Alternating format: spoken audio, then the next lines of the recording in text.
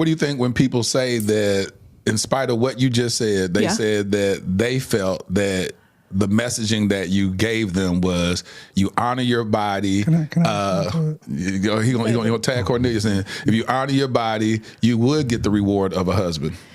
And if you did not honor your body, nobody's ever gonna want you because you're used up. That's not true, because I was not a virgin before I got married.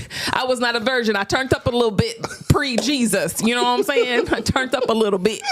So that's not true. That's not what I taught. And people know that, you know. I was the leader of the whole ministry. You know what I'm saying? Wow. Pre-Jesus. Not really. I ain't got that many bodies, but let's just say I kept a long relationship. Sorry, baby. I kept a long relationship. I was a girl that was with the guy for 2 years or 3. Like, I always had a man. Broke up with one, had a new one, but we stayed together for like 2 or 3 years. Right. So that was always me.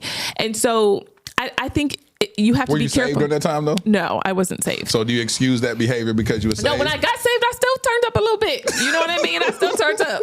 But that's why I was so passionate, because I was like, okay, the difference between these church guys and the world is the guys will repent after they try to screw you. Yeah. You know what I mean? I was like, that's the difference. But I still struggled with that.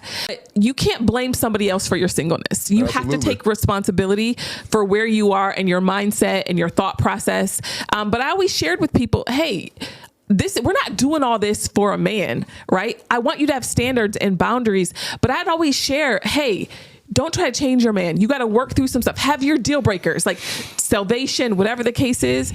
But, you know, you can't blame somebody else for your singleness.